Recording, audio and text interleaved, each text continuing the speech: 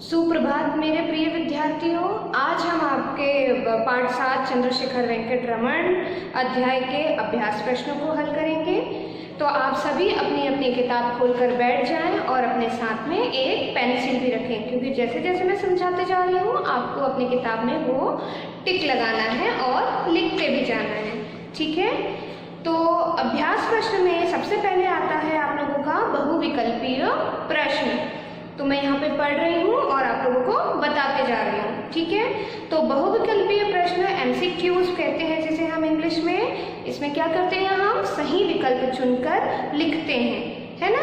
ये सही विकल्प जो होता है उस पर सही का निशान लगाते हैं, टिक लगाते हैं।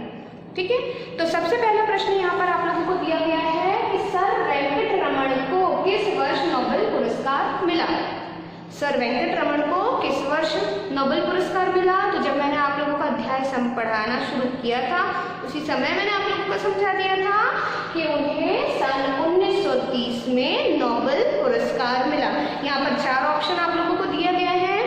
क 1888, 1930, ग 1942 और घ 1935। तो आपको ख पर टिक करना है सन 1930 पर।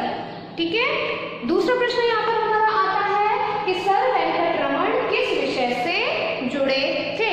तो यहाँ पर भी 4 ऑप्शन दिया गया है। क भौतिकी, ख गणित, ग खगोल शास्त्र और घ रसायन विज्ञान। तो उनको कौन सा विषय सबसे अधिक प्रिय था और किस विषय से वो जुड़े थे, बताया था ना मैंने आप सभी को, भौतिकी विज्ञान।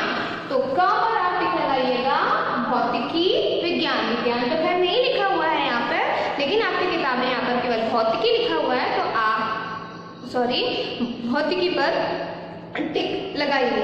ठीक है, अब आते हैं हम अपने तीसरे प्रश्न पर। तो तीसरा प्रश्न हमारा ये है कि डॉक्टर रमन ने कितनी उम्र में इंटरमीडिएट की परीक्षा पास की थी। इंटरमीडिएट की परीक्षा पास की थी ना उन्होंने, सबसे पहले दिन हमने पढ़ा था। तो इसमें भी आप लोगों को 4 ऑप्शन दिए गए हैं। क 15 वर्ष, ख 12 वर्ष, ग 13 वर्ष और घ 16 वर्ष। तो कितने वर्ष में उन्होंने इंटरमीडिएट की परीक्षा पास की थी, 13 वर्ष में, है ना। तो ग 13 वर्ष पर आप लोग सही का चिन्ह लगाएं। आगे हमारा चौथा नंबर का प्रश्न है, सर वेंकट रमन किस विश्वविद्यालय के प्रोफेसर बने। तो यहाँ पर भी 4 ऑप्शन दिए गए हैं। मद्रास विश्वविद्यालय, कोलकाता विश्वविद्यालय, बनारस हिंदू विश्वविद्यालय और शांति निकेतन। तो मैंने आप लोगों को समझाया था ना, जब वो आय व्यय विभाग में अधिकारी के रूप में काम कर रहे थे तब उन्हें एक कॉलेज से प्रोफेसर बनने का ऑफर आया था, प्रस्तावना आई थी। कौन सा कॉलेज था वो, कोलकाता विश्वविद्यालय। कौन सा विश्वविद्यालय था वो, कोलकाता विश्वविद्यालय से प्रस्ताव आया था प्रोफेसर पद के लिए। ठीक है, अब आते हैं प्रश्न क्रमांक 5 में। लंदन की किस सोसाइटी का सदस्य नियुक्त होना प्रतिष्ठा की बात मानी जाती है। तो लंदन की कौन सी सोसाइटी थी वो, रॉयल सोसाइटी। कौन सी सोसाइटी, रॉयल सोसाइटी में सदस्य नियुक्त होना प्रतिष्ठा की बात मानी जाती थी। तो क लगाइए यहाँ पे, रॉयल सोसाइटी पे। क्लियर। अब आते हैं हम हमारे क्वेश्चन नंबर 6 पर। तो 6 हमारा प्रश्न है, रमन के किस अनुसंधान को रमन प्रभाव कहा जाता है ना। उनका इसी अनुसंधान पर तो उन्हें नोबेल पुरस्कार प्राप्त हुआ था, है ना। तो यहाँ पर भी आपको 4 ऑप्शन दिए गए हैं। ध्वनि के संबंध में, प्रकाश के विकिरण के संबंध में, क और ग का ऑप्शन क्या है, क और ख दोनों और घ अन्य। तो मैंने आप लोगों को बताया था उन्होंने प्रकाश के विकिरण के संबंध में अनुसंधान किया था, जिस पर उन्हें नोबेल पुरस्कार मिला। तो यहाँ पर हमारा उत्तर होगा ख, प्रकाश के विकिरण के संबंध में। क्लियर। अब आते हैं हम हमारे 7वें नंबर के प्रश्न में। 7वां नंबर का प्रश्न हमारा कहता है, सर वेंकट रमन का निधन हो गया। तो कब हुआ था निधन उनका निधन नवंबर में ही हुआ था, सन 1970 में, है ना। यहाँ पर भी 4 ऑप्शन दिए गए हैं, लेकिन आपको घ सन 1970 ऑप्शन पर सही का चिन्ह लगाना है। क्लियर है इतना विद्यार्थियों। उम्मीद करती हूँ आप सभी ने टिक लगा लिया होगा, नहीं लगाया होगा तो आप वीडियो पॉज करके यहाँ पर देख लीजिए और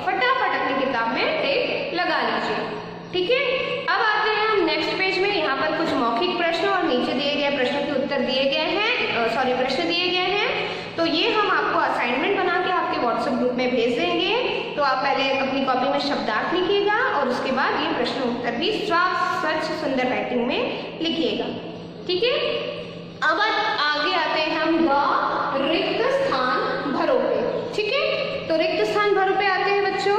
तो पहला प्रश्न यहाँ पे मतलब पहला रिक्त स्थान यहाँ पर दिया गया है, डॉक्टर रमण की खालिस्तान विषय में विशेष रुचि थी।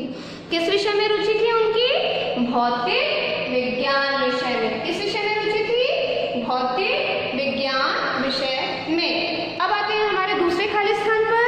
दूसरे खालिस्तान में पूछा गया है कि वेंकटरमण का जन्म दक्षिण भारत में खालिस्तान नगर खालिस्तान में हुआ था। अब देखिए इसमें दो खालिस्तान दिए गए हैं। ठीक है, पहले तो उन्होंने नगर पूछा है, तो सबसे पहले इसमें हम लिखेंगे कि वेंकटरमण का जन्म दक्षिण भारत में त्रिचनापल्ली, पहले खालिस्तान में क्या आएगा?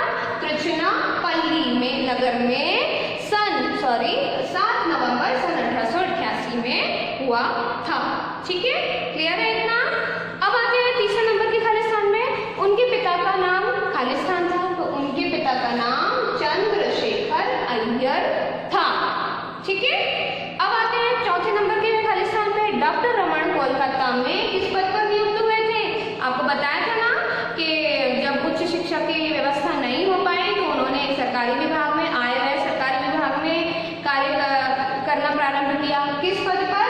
अधिकारी के पद पर। ठीक है, तो चौथे नंबर के खालिस्तान पे क्या आएगा? अधिकारी। अब आते हैं हमारे पांचवें नंबर पे। सर खालिस्तान की प्रार्थना पर रमण भौतिक विज्ञान के खालिस्तान नियुक्त हो गए। तो इस पांचवें नंबर में भी बेटा दो खालिस्तान है। तो पहले तो आएगा सर आशुतोष मुखर्जी, है ना? सर आशुतोष मुखर्जी की प्रार्थना पर रमण भौतिक विज्ञान के प्रोफेसर नियुक्त हो गए। ठीक है, यहाँ तक आप लोगों का खालिस्तान कंप्लीट होता है। अब आगे हम बढ़ते हैं वाक्य बनाओ पर। तो वाक्य बनाने के लिए यहाँ पर आप लोगों को कुछ शब्द दिए गए हैं जिनके वाक्य मैं आप लोगों को यहाँ बना के बता रही हूँ। आप चाहे तो अपने मन से भी वाक्य बना सकते हैं। ठीक है बच्चों,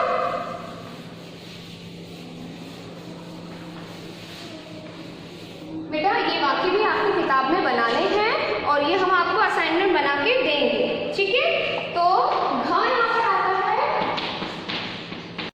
विद्यार्थियों, यहाँ पर मैं आप लोगों को वाक्य बनाना बता रही हूँ जो आपकी किताब में दिया गया है। वाक्य बनाओ करके लिखा गया है। तो सबसे पहला शब्द यहाँ पर आप लोगों के वाक्य बनाने के लिए आया है तीक्ष्ण। तो तीक्ष्ण शब्द देखिए हमने क्या शब्द वाक्य बनाया? चंद्रशेखर वेंकटरमण की बुद्धि बहुत तीक्ष्ण थी।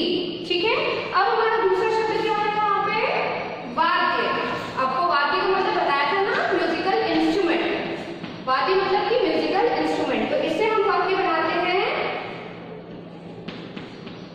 डॉक्टर रमण को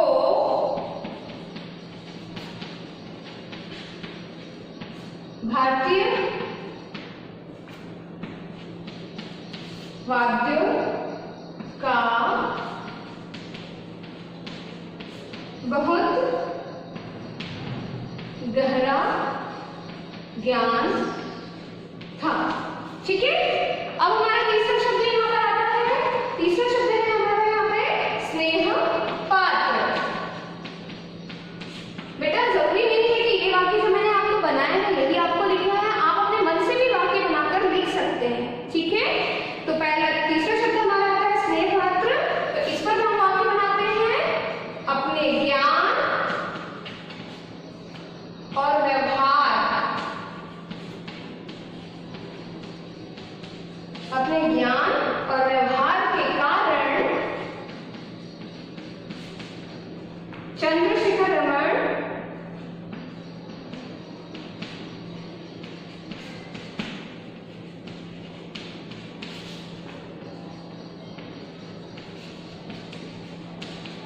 सभी के स्नेह पात्र बन गए। स्नेह पात्र बन गए। ठीक है, अब आते हैं हमारे चौथे शब्द पे। तो हमारा चौथा शब्द है उन्नति। इसे मैं मन से बना देती हूँ। उन्नति हमें अपने देश को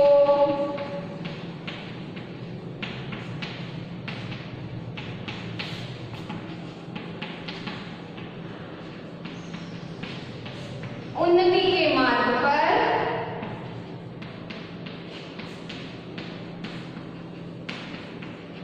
ले जाना चाहिए। ठीक है, अब आते हैं हमारे 5वें शब्द पर। तो 5वां शब्द है हमारा तरंग। तरंग का मतलब समझते हैं ना आप लोग, क्या होता है? तरंग का मतलब वो वाइब्रेशन जो किसी इंस्ट्रूमेंट से या किसी भी चीज से निकलता है। तो इसे हम बनाते हैं वाद्य यंत्रों से मधुर तरंगे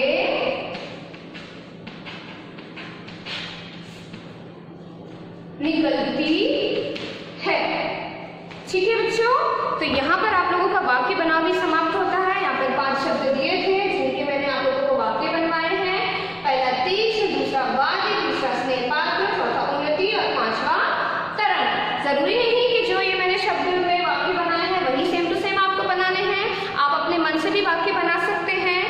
और इसके साथ ही जब हम आपको प्रश्न उत्तर का असाइनमेंट बना के भेजेंगे, साथ ही हम आपको वाक्य के का प्रयोग भी बनाकर भेजेंगे। तो आप चाहे तो वो वाक्य के प्रयोग भी अपनी कॉपी में लिख सकते हैं। और वही लिखना है आगे आप लोगों के ऊपर निर्भर करता है, परंतु वाक्य सही होने चाहिए। ठीक है, तो आज के लिए केवल इतना ही विद्यार्थियों। आपका पाठ यहीं पर समाप्त होता है। आशा करती हूँ आप लोगों को यह पाठ बहुत अच्छे से समझ में आया होगा। अच्छा विद्यार्थियों, धन्यवाद।